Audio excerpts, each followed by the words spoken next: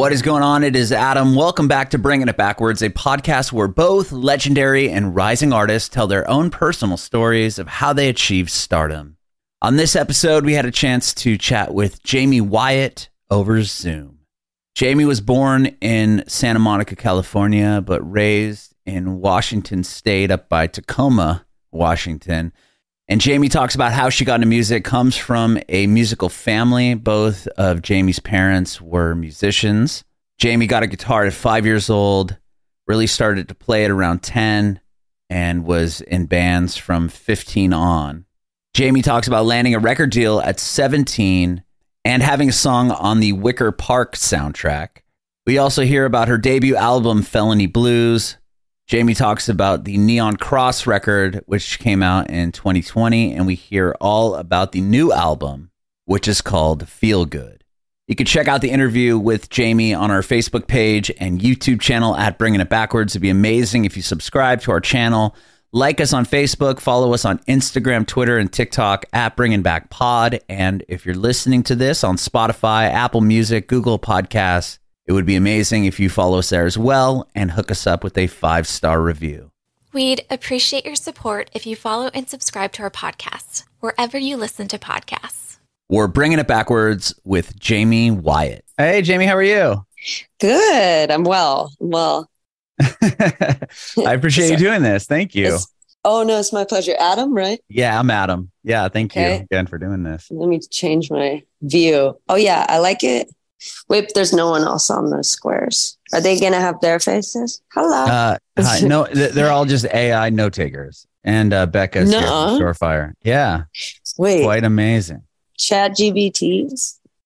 Similar. Yeah, I mean, I think they use it. No, wait. NFTs are taking notes? No, not NFTs. Yeah.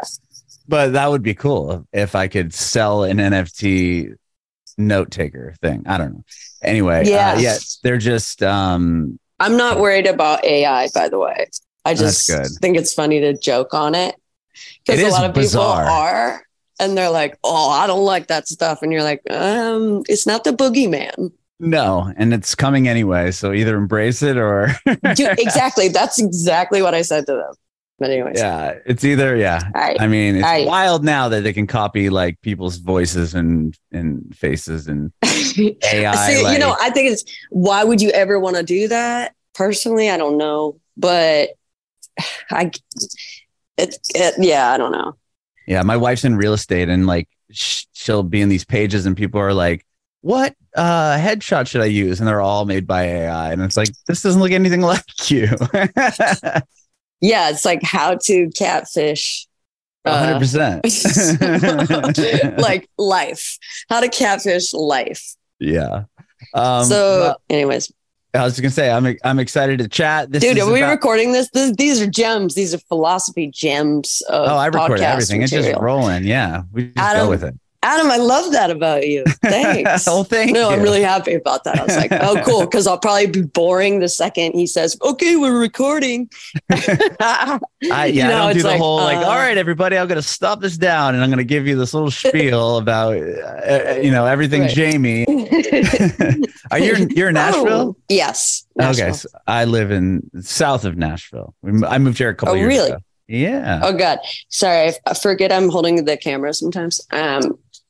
Are you in like Murfreesboro? No. I mean, you gotta say like Williamson County area. Right on. Right on. I've been to a horse show out there.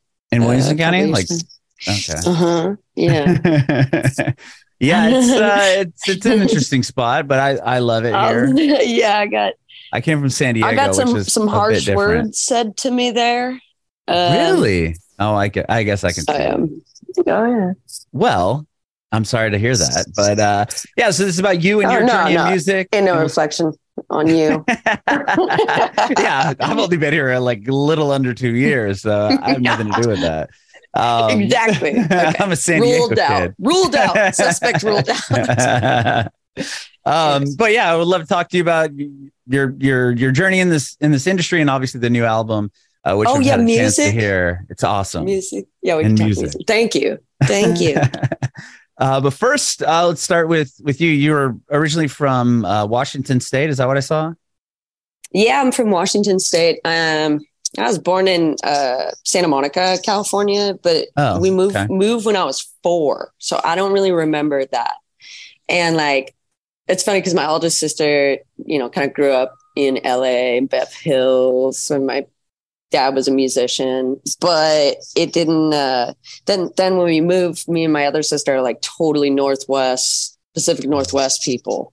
Interesting. Yeah, because like I'm 4 years old to 17, I was on Fox Island, on a little island that I grew up on. Yeah.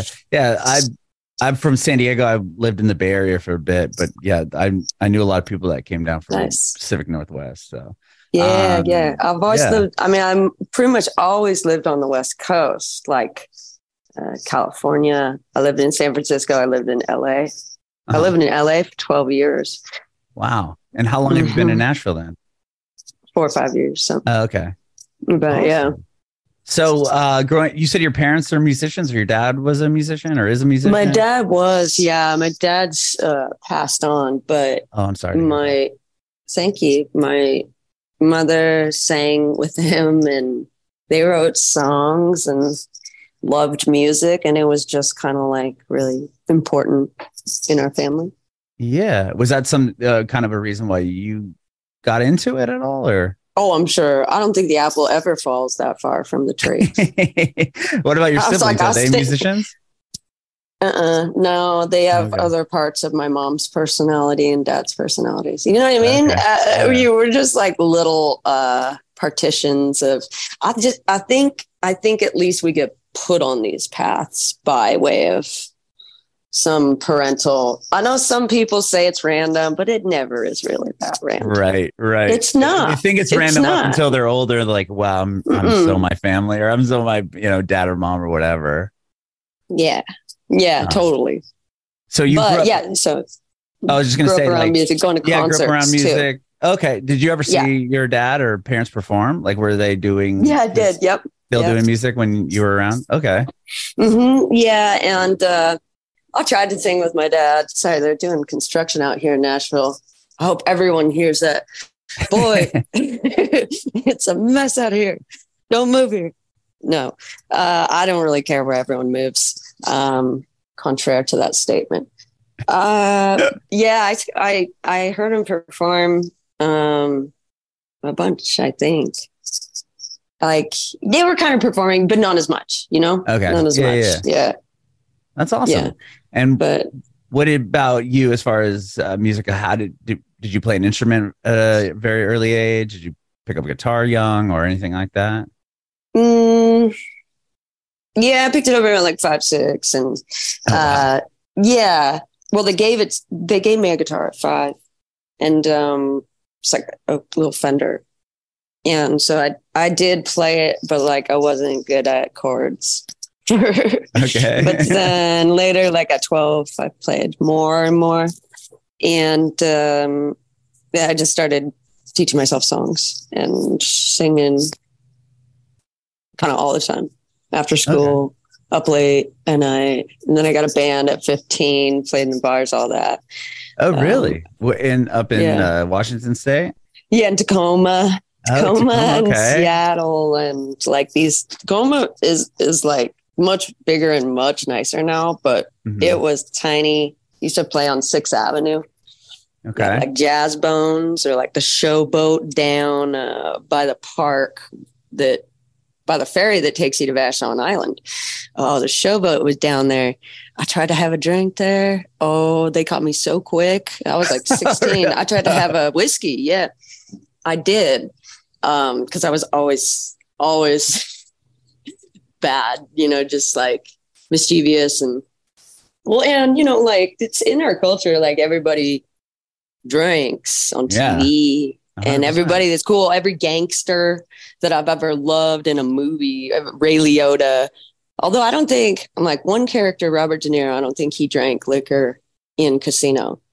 Did you? I mean, now I need to start like an analysis of all gangster movies. But the point is, I was think about it. Yeah, I don't remember. be honest. People like, alcohol always looked romantic.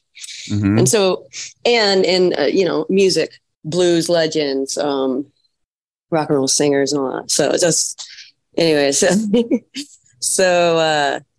boozing and whatever. And like as a young person, definitely got me into trouble. And then, but yeah, I know you wrote an album about it. I've written a lot. Yeah. I've written a couple albums about that, about it'll always be there. I'm always going to have some sort of relationship with alcohol, but I don't really talk about it as much. There's some other things, it's like that was the solution. That was like the medicine. And so I'm mostly thinking about and talk about what else was underneath, like what, parts of me that I'm discovering, or like just different places in my, discovering how to be in my body more, be like more authentic. I see like different parts coming out of me that were like not always there because it wasn't always a welcome place. Like I was, we all struggle. I think 90% of the population struggled with anxiety, right? Anxiety and depression. And I think that keeps us all balled up and like, just in a place in my life where I want more freedom, more autonomy, more experiences. I've lost more of my friends and I don't want to waste life anymore. I understand the permanence of I understand like my mortality a little bit more, and therefore I need to experience more fucking joy. Can I swear on this podcast? Yeah, of course you can.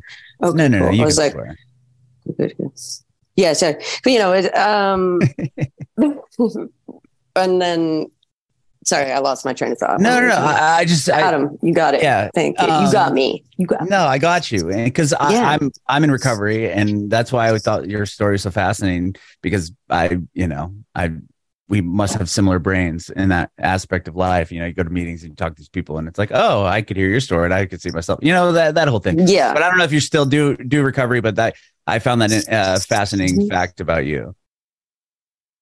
Yeah, I mean, I do recovery. I do more individual therapy now. Okay.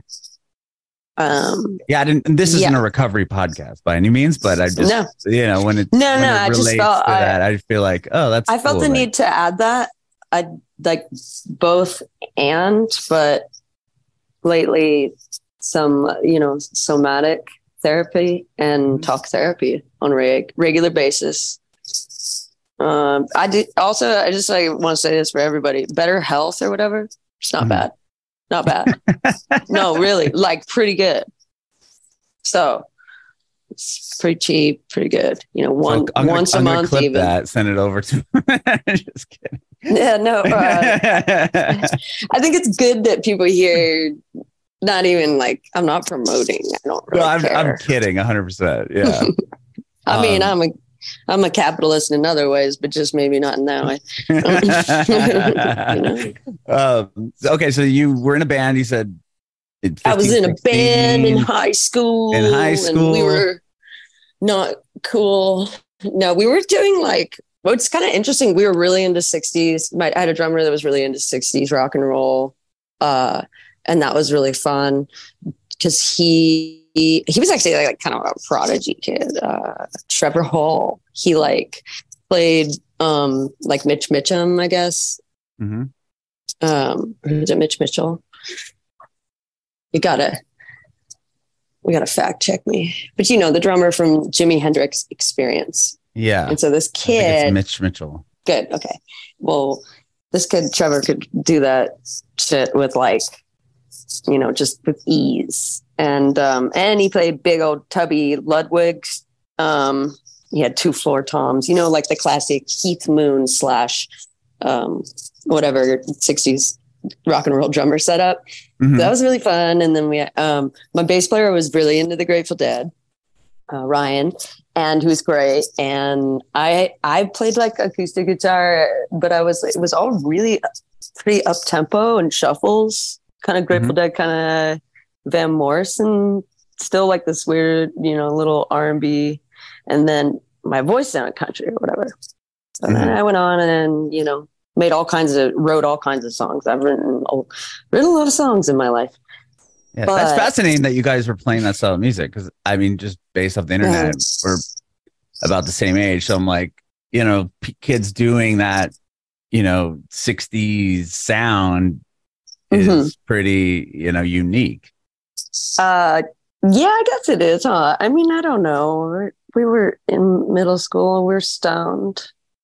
I feel like everybody was listening to Led Zeppelin, doing that. But I feel like there's a natural, whatever, teenage tendency to like go to classic rock. Right. But that was fun. It was fun. It was good study. You know what I mean? Mm-hmm. And then you moved down to LA. You said at 17. Well, sort of, yeah. San Francisco for a little bit, and then back to Tacoma for a little bit, or back with my mom for a little bit, and then LA. Okay. When I was 19 or 18. Yeah, one of those. And then, I lived there for like 10, 11 years. No, 12 years. And were you doing, music throughout that whole period? Was that kind of moving music, around? Yeah. And it was always my main pursuit. Okay. I mean, there were times probably, there were times after, like, when I was younger, after when I got sober, it was kind of like, there were dry periods where I was just like, I can't fight the fight here with music. But I always went back to it, started touring or whatever, even on my own. Wow. Yeah, because you got, from just based off what I was reading, you got signed at like 17, right? I got a deal at 17. Yeah. That's wild. Yeah. Like, was that based off of just playing a bunch, or like somebody find you? I did play a bunch. We played, I don't know, everywhere, like every week in Tacoma. But yeah, they came to see me out at some place called the Swiss Tavern, I think. Okay. Mm-hmm. And did you put a record out? My mom used to go dance in there too. When she wow. Yeah. And what'd you ask me, Adam? Pardon? I was wondering if, like, at that point, did you put, like, with that label at 17, did you put like an album out or a record out, or what came with that deal? EP and all that. An EP that, didn't go anywhere. But the sound, it got on some soundtracks. I got on a soundtrack for a movie called Wicker Park. Oh, yeah. Josh Hartnett. Yeah. Oh, yeah. And there was like Stereophonics were on there, and I thought they were cool. Damn. Yeah. Who was Postal Service, Death Cab. It was cool. That must have been huge. I mean, to have your song in a film, right? I got a lot of emails off that, because all I had when I was a kid, like, I was 17. So I had a landing page of a website that I figured out how to do this. It was like amazing, I think. But it just had an email there. It was just like a picture of me and it said contact. And then it went to an email. And so I get emails like, I'm in Germany. Are you coming to play here? And I was like, what? Whoa. Do I have to figure that out? And I was just like, no. I don't know what to do. Yeah. Right? We didn't have like, how-tos on YouTube for this. Right. It was just, and now back, I mean, in the 90s or early 2000s, like, if you got signed, I feel like that was like, I made it. Like, I felt like that was the it still thing, felt right? that way. Yeah, exactly. I bet it did. Yeah. Right. It did. Yeah. It did in the moment. It was, yes. And from that deal and everything, like, what kind of the next move was? You put out Felony Blues. That was a handful. I mean, that was years later, right? Probably. Yeah, years. I did a lot of versions of that album, though. Oh, you did? Okay. Yeah, I'm into editing. Mm-hmm. Usually, when I started my career, I was, because I wanted the words, and I didn't know, everything had to be perfect to me to put out there because it was my first thing. So, and I had a lot of great, and I had some great like minds around me at the time, getting some advice here or there. And so I didn't release albums, that I had made. Mm-hmm. And that was good because it took a while to figure out how to communicate music and how to communicate what my head heard, what the language was, and how to communicate with engineers, producers, and really that's all it was. And to even find my voice or understand what my style was and feel confident in that. I mean, confidence that's a life battle, but it's, I think as a younger, like femme person, it wasn't like, super easy to just roll on confidently. Right.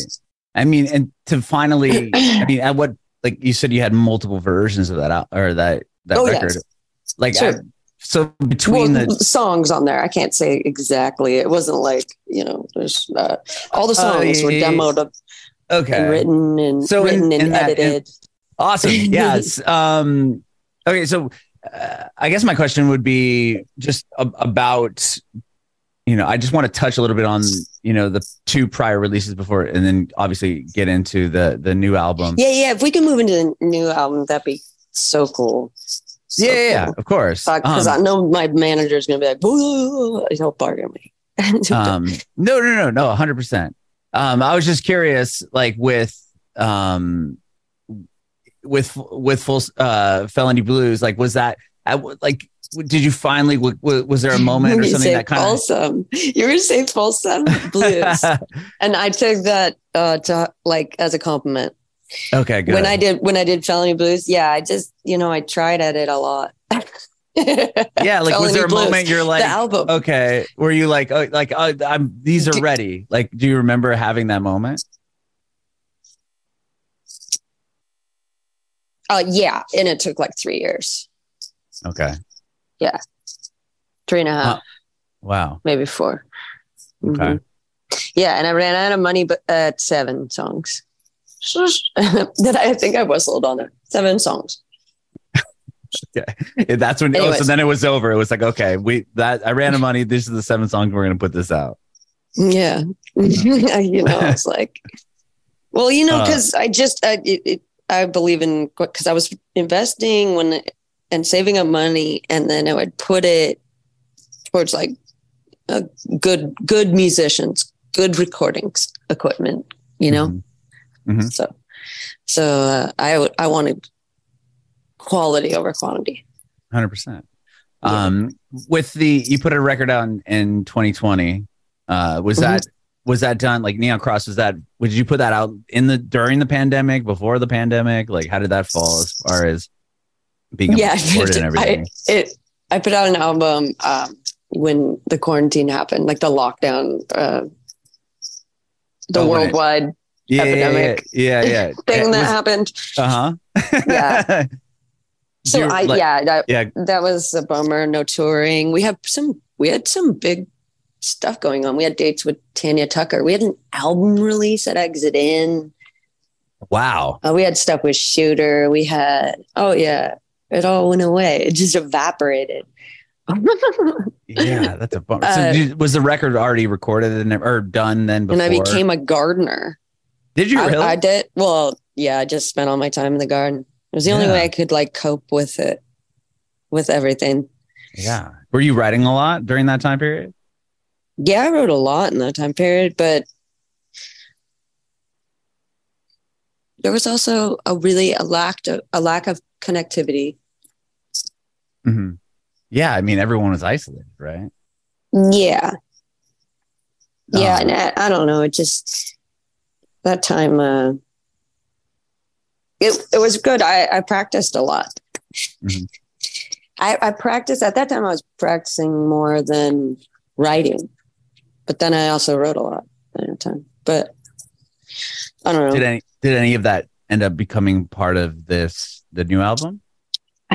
That's a good question. You know what's funny is only 1, 2. Well, what do we include pandemic to be and all that? You know, I guess 2. I don't know. Some people 2 songs consider it, right? Yeah, Fugitive was written during that time at the end of the pandemic. I had COVID when I wrote this song called Fugitive. Oh, really? Yeah. And I could bring my electric guitar in my bed when I'm ill. I've always done that because I could play and write, because I'll be really sleeping a lot and trying to heal, you know, and then like really relaxed. And that's when the songs come. And so I just have my Telecaster in the bed. And then that's where you wrote Fugitive that way. Yeah, Fugitive with COVID. Mm-hmm. I was ill with COVID. Oh, wow. Was there a moment that you realized that, or did you know that you were working towards writing an album, or you were just writing songs and then stuff started to kind of sonically work? Or, you know, was there like a through line to the whole thing? Yeah, playing a lot of piano, I think probably helped influence this album and what I was listening to. You know, rock and roll piano, blues piano, and stuff like that. And listening to, you know, like old school R&B, and then like Leon, even all the Leons. Leon Bridges? All the Leons. Leon Bridges, Leon Russell, all them. Kings of Leon? Oh, wait. Well, most of the Leons. I like the one. There's an album of theirs that's really cool called Fans. Or no, that's a song called Fans. Kings of Leon. I saw them back in the day in San Francisco. I saw them at Slim's. Yeah. No way. I love that venue. That's a great. Yeah, venue. I saw them it was a great show. They Jet opened for them. Wow, Jet did? Yeah, and oh my God, that's wild. I said, "Are you gonna be my girl?" Yeah. Yeah.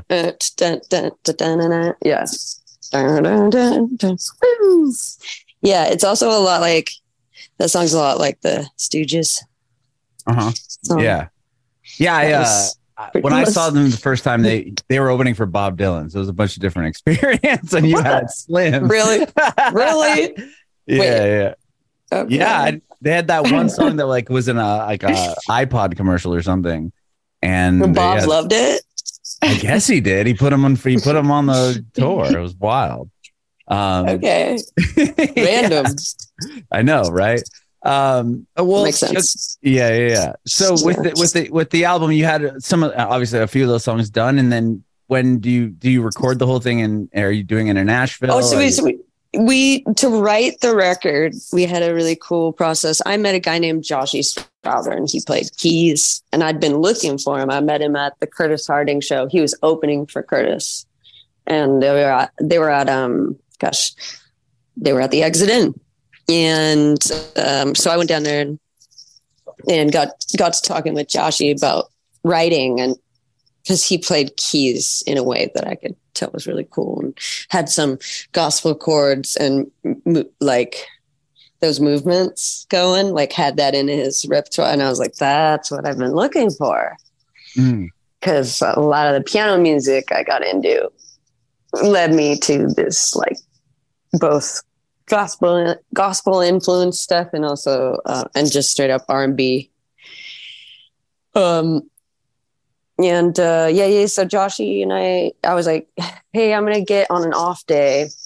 He did some gigs with us, and we did this gig at Hardly Strictly Bluegrass in San Francisco. Oh, yeah. That's Golden Gate Park. Yeah, that's a great. Is it still free? It used to be free, which is even more insane. Yeah, it is free. Hardly Strictly Bluegrass is free, and it's in Golden Gate Park. And they curate. Emmylou Harris does it every year. I think Steve Earle's always there, and like I saw Emmylou sing there, and like I was moved to tears. Wow! I was side stage watching her sing. Like she was like I don't know, 12, 13 feet from me. And it's a really cool atmosphere there. It actually feels like, you got a bunch of your the oak trees, but it like feels like 60s there. It still feels like the 1960s. Like even when you look out in the audience, you could kind of like squint your eyes and be like, eliminating the fashion differences, but the vibe was there. And so, anyways, we went into a studio in Los Angeles, Verdugo Studios. A friend of mine was a bass player, and he ran that studio in Highland Park or whatever, Mount Washington, I forget. And we've gotten there with me and Will Scott was on drums and Josh Strather on keys. And Aaron Stern ran the studio. He's the bass player. So anyways, we were in there and Aaron had played at Hardly Strictly with us. So then we went into his studio for a day and we came up with we would just do grooves. I'd be like, hey, will you just give me a beat that's like this, that, or then Joshy would come over and be like, wait, what about this kind of movement, this progression? And then I would just sing over I'd come up with a hook. It's like sing something, but then, he'd go minor, he'd move chords around and I'd be like, yes, that's good. Or I'd be like, no, not there, move here. So we were able to come up with, then I'd be like, all right, so let's make a decision, talk about the form, run it a bunch of times. And so we got like just super raw demos where I was just improv singing, like scrambled eggs over that. Like, okay. Yeah. Paul McCartney used to do or whatever. But actually came up with some cool stuff. There was more of a spirit that way. Mm-hmm. And some of those vocals, did some of those lyrics even make the album? Like for which song? Yeah, this single, World Worth Keeping. Oh, really? Yeah, I really only had that line. And I had the guitar lick I wrote on electric guitar, the boo-doo. I was sitting there with Joshy and Stern just started doing this droning bass because Joshy had a movement that went like D, D7, G or something. And then I was like, oh, what's that chord? Are you doing like that? Oh, okay. The weird bass note thing. Yeah, I know how to do that. And then did the lick, came up with the lick and all I had out of that thing. And I was like, I know the dynamic's going to come up because we were just jamming. And then I would just go, take a look around you. There's a world worth keeping. And I could even kind of like hardly do that. I was probably like screaming that, I was doing it in a way, probably it's hurtful. But so we got that song. We got, we still have more stuff from that session that we need to like write and edit. Like there's so much, it was so much magic there. Then I did the same thing on here in Tennessee, Millersville. I had a lick that I wrote with my guitar player on that. I wrote it on guitar, Back to the Country, like that. Boo-da, ba-da, boo-da, da. Mm-hmm. So that was my lick, and Ryan loved it, my guitar player. And so I used some of my touring band on this album also. Ryan Hartman and Kyle Eggert. And then had studio guys like, I don't know, Joshy actually is playing in the band too. So he's a touring band guy. Anyways, yeah, so we did the same thing in Millersville. We wrote like Back to the Country out there, and that studio is in my friend's trailer up in, I don't know, off at Millersville. Yeah. Outside of Nashville. Mm-hmm. And so we wrote Back to the Country there, and that's where we wrote Feel Good, the title track.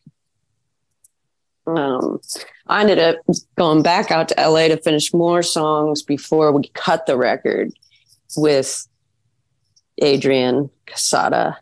Yeah, he got from Black Pumas. Austin, Texas. Yes. Yeah, from Black Pumas. He's the founder of that band, and he's the producer and the guitar player of that band. Band is fantastic. I mean, they're so good. Oh, Eric Burden is also godly, but Adrian Quesada is godly. Like, he's so good.